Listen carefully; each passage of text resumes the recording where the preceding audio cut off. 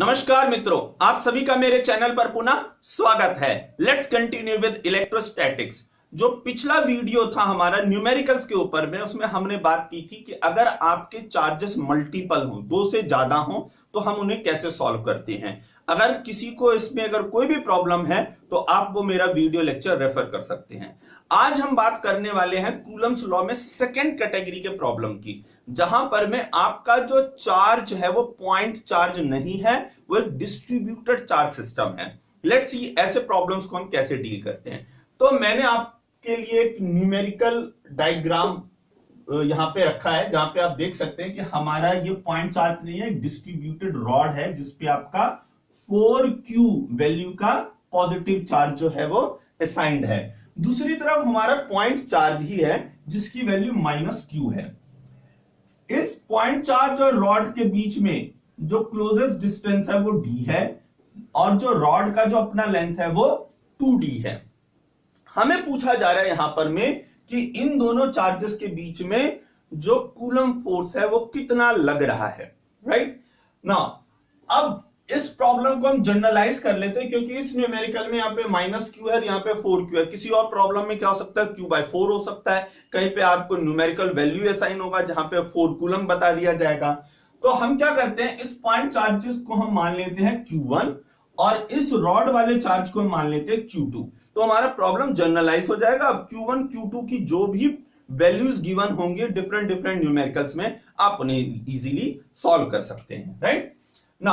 तो हम बात करते हैं कि कूलम्स लॉ हमें क्या देता है। कूलम्स लॉ हमें बताता है कि F is equal to K Q1 Q2 upon R²। ये सभी जानते हैं, राइट। लेकिन इसमें प्रॉब्लम आ गया। प्रॉब्लम क्या आ गया कि आपका Q1 और Q2 जो है वो क्या होना चाहिए, वो आपके पॉइंट चार्जेस होने चाहिए। Q1 तो पॉइंट चार्ज है, Q2 पॉइंट चार्ज नहीं है, डिस्ट्रीब्यूटेड चार्ज है। अब क्या करें, हमने एक ट्रिक समझा। ट्रिक क्या लिया हमने, इस चार्ज से कोई भी डिस्टेंस x पे एक छोटा सा पोर्शन रॉड का dx टुकड़ा ले ले, तो उस पे चार्ज कितना होगा, dq होगा। अब वो जो dq है वो एक पॉइंट चार्ज की तरह हम ट्रीट कर सकते हैं। तो अब हम क्या कर सकते हैं, कूलम्स लॉ अप्लाई कर सकते हैं इस पॉइंट चार्ज और वो जो dq चार्ज है उनके बीच में। लेकिन उन दोनों के बीच में जो आपको फोर्स मिलेगा वो टोटल कूलम्स फोर्स तो होगा नहीं, वो क्या होगा, सिर्फ इस चार्ज और उस dq चार्ज के बीच में लगने वाला फोर्स होगा। तो लेट से हम उसे क्या कह लें, dF कह लें, राइट। तो वो एक छोटा सा फोर्स होगा जिसे हम कहेंगे dF। तो वो क्या हो गया, K Q1 और dq के बीच में लगने वाला फोर्स। और आपका जो R है ना, उसे भी हमें रिप्लेस करना पड़ेगा। किससे रिप्लेस करना पड़ेगा उसे हम रिप्लेस करेंगे x से। क्यों x से रिप्लेस करेंगे, क्योंकि जब हम R कहते हैं ना, तो R हमारा क्या होता है, एक फिक्स। जब आप पॉइंट चार्जेस की बात कर रहे हैं तो R जो है वो फिक्स डिस्टेंस है दो पॉइंट चार्जेस के बीच में। लेकिन यहां पे जो है x है ना, वो फिक्स नहीं है। क्यों नहीं है फिक्स, क्योंकि अगर आप dq यहां पे ले रहे हैं तो x की वैल्यू कितनी होगी, d होगी। और अगर आप dq इस जगह ले लें तो x की वैल्यू कितनी होगी, d + 2d, 3d हो जाएगी। और आप कहीं भी बीच में ले सकते हैं। तो x की वैल्यू जो है वो वेरिंग है, from d to 3d very करेगी, राइट। तो इसलिए आपको एक वेरिएबल टर्म लेना पड़ेगा, लेट से x। ठीक है, हमने ले लिया ना।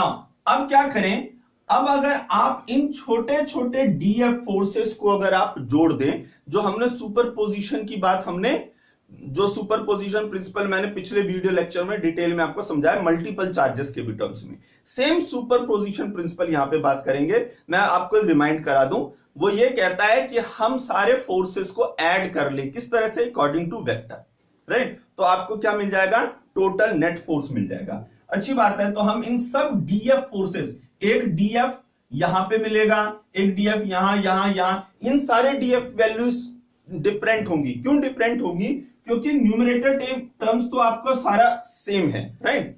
कोई दिक्कत नहीं है, K वही रहेगा, Q1 वही रहेगा, dQ भी वही रहेगा। वेरी क्या करेगा, वेरी करेगा x।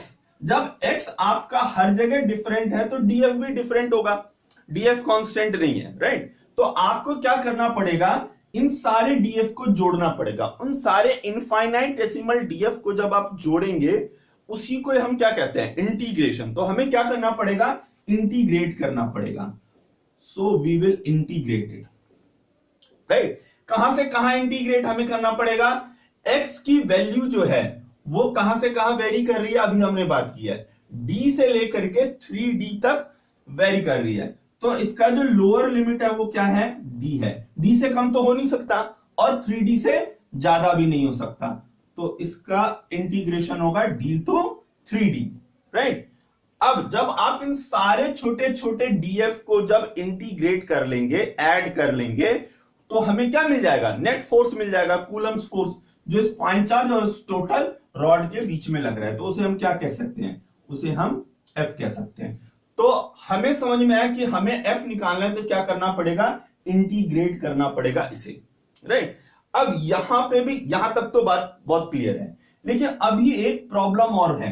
प्रॉब्लम क्या है, ए तो ओके हमें मालूम है, Q1 हमें मालूम है, एक्स को तो हम इंटीग्रेट ही करेंगे, राइट। लेकिन डी क्यू जो है वो अभी तक मालूम नहीं है कि उसकी वैल्यू क्या है। तो हमें क्या करना पड़ेगा, हमें सबसे पहले डी क्यू डिटरमाइन करेगा। तो हम डी क्यू को किस तरह से डिटरमाइन कर सकते हैं, तो ये देखिए, आपका 2D जो लेंथ है, उस 2D लेंथ में आपको जो चार्ज है वो क्या है, Q2 चार्ज है, ठीक है ना। यूनिटरी मेथड की हम बात कर रहे हैं। यूनिटरी मेथड क्या कहता है, हम 1 यूनिट के लिए चीजों को हम डिटरमाइन कर सके, राइट। तो हम क्या करेंगे, 2D पे हमें Q2 मिलता है, तो 1 यूनिट लेंथ पे हमें कितना मिलेगा, Q2 अपॉन 2D, राइट ना। 1 यूनिट के लिए हमने डिटरमाइन कर लिया। अब हम क्या करें इसे, हम अपना, हमें कितने के लिए चाहिए, dx के लिए चाहिए, राइट। dx लेंथ पे हमारा dq चार्ज है, तो dx लेंथ के लिए हमें क्या मिलेगा, Q2 upon 2D dx, right. तो ये हमें क्या मिला, ये क्या वैल्यू है, ये है आपका dq, राइट। यही आपका dq है। तो हम क्या कर सकते हैं, हम dq की जगह इस वैल्यू को हम प्लेस कर सकते हैं, राइट। चलिए, तो हम dq की जगह इस वैल्यू को अगर हम प्लेस करें तो हमारा एक्सप्रेशन क्या चेंज होता है, लेट्स सी।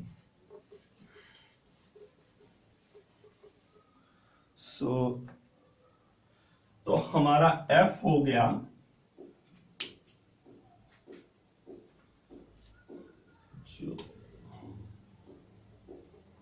हमारा f हो गया, इंटीग्रेट कर रहे हैं हम d से 3D, राइट।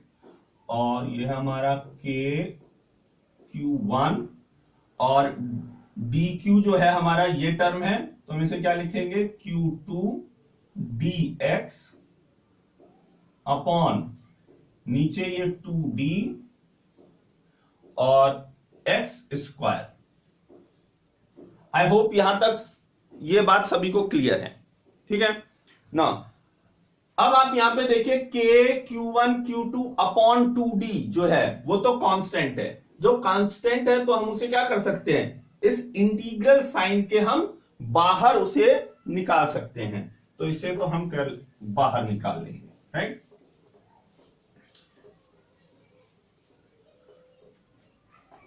तो हमने क्या किया, इन टर्म्स को बाहर कर लिया, k Q1 Q2 upon 2D, और इंटीग्रेट अब हमें करना है d टू 3D। डिनोमिनेटर में x स्क्वायर है, इसको क्या लिख सकते हैं, x पावर -2 dx। इसे हमें क्या करना है, इंटीग्रेट करना है। अब इसको इंटीग्रेट करेंगे, क्या एक्सप्रेशन होता है, +1 -2 है ना, +1, तो -2 +1 कितना हो जाएगा, -1। उस -1 को हम डिनोमिनेटर में लगाएंगे, या इंटीग्रेशन अगर आपको क्लियर है तो, राइट। नहीं तो आप अगर कमेंट सेक्शन में कहेंगे तो मैं आपके लिए इंटीग्रेशन पे भी क्लास ले लूंगा, राइट। तो ये हमारा हो गया x पावर -1 और डिनोमिनेटर में -1, लिमिट है d to 3d, right. Now this term remains as it is being constant. अब इसको क्या करें, पहले आप क्या करते हैं, अपर लिमिट पुट करते हैं। x पावर -1 का मतलब क्या हो गया, इसका मतलब हो गया 1/x, और x में आप क्या पुट करेंगे, 3d पुट करेंगे, तो ये क्या हो जाएगा 1/3d, लेकिन माइनस साइन भी है तो क्या हो जाएगा -1/3d। फिर आप क्या करते हैं, माइनस और 1/x में लोअर टर्म पुट करेंगे तो ये -1/d, लेकिन ये माइनस साइन को भी पुट करना है तो माइनस को प्लस बना देगा। ये आपका एक्सप्रेशन हो गया। अब इसका आप क्या करते हैं, डिनोमिनेटर टर्म को एलसीएम लेते हैं, तो ये फैक्टर 3d और d है तो क्या बनेगा 3d बनेगा, राइट। तो हम इसे फर्दर अगर सॉल्व करें, हमारा हो जाएगा k q1 q2 upon 2d, और ये आपका यहां पे आएगा -d हो जाएगा, ये यहां जाएगा +3d हो जाएगा, अगर आप मल्टीप्लाई करके चल रहे हैं डिनोमिनेटर में, राइट। और अगर एलसीएम लेंगे तो सिंपली -1 और +3 होगा, डिपेंडिंग अपॉन आपको कितना मैथमेटिकली आप इजी आप इसे कर सकते हैं, राइट। तो जिन्हें प्रॉब्लम हो एलसीएम का, तो मैंने इनको मल्टीप्लाई कर दिया, राइट। तो अब क्या बना ये हमारा, ये 2d है, ये ऊपर में आप देख सकते हैं -d + 3d क्या होता है 2d, तो 2d और 2d को मैं कैंसिल कर सकता हूं, राइट। तो हमारा ये क्या बचा, ये हमारा हो गया k q1 q2 upon 3d square, right. ये तो हो गया ना हमारा एक्सप्रेशन। अब आप Q1 की यहां पे वैल्यू पुट कर लीजिए जो भी आपको न्यूमेरिकल प्रॉब्लम में गिवन है, और Q2 की वैल्यू पुट कर लीजिए, आपका आंसर आ गया। लेकिन मैं यहीं पे एंड नहीं करूंगा, मैं आपको एक शॉर्टकट बताऊंगा, ताकि अगर आपको कंपटीशन में इस तरह के प्रॉब्लम पूछे जाएं तो आपको पूरा प्रोसेस नहीं करना पड़े। प्रोसेस आना जरूरी है, इंपॉर्टेंट, प्रोसेस भी आना चाहिए, वो भी इंपॉर्टेंट है, लेकिन आप कॉम्पिटिटिव एग्जाम में आप इस मेथड से सॉल्व करने लगेंगे तो हो गया, राइट। तो आपको शॉर्टकट भी मालूम होना चाहिए। तो शॉर्टकट क्या आप यहां से देख सकते हैं, कूलम लॉ क्या कहता है, k q1 q2 numerical term देखिए वही है।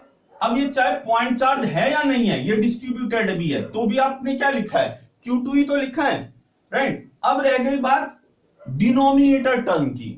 डिनोमिनेटर टर्म को मैं क्या कर सकता हूं, इस 3d स्क्वायर को क्या मैं 3d इंटू d लिख सकता हूं, राइट। तो आप क्या देख रहे हैं, देखिए कूलम लॉ में क्या होता है, r जो है आपका फिक्स होता है, डिनोमिनेटर टर्म दो पॉइंट चार्जेस के बीच में, तो आप r² लिख सकते हैं। अब यहां पे आपका x जो था वो वेरिंग था d टू 3d, राइट। तो आप फिक्स नहीं लिख सकते थे, तो डिनोमिनेटर का क्या है, देखिए शॉर्टकट क्या बना, डिनोमिनेटर को आप क्या लिखेंगे, जो मिनिमम टर्म है d इंटू जो मैक्सिमम टर्म है 3d, ये लोअर लिमिट था और ये मैक्सिमम लिमिट था, उन दोनों का multiplication, that is 3d square.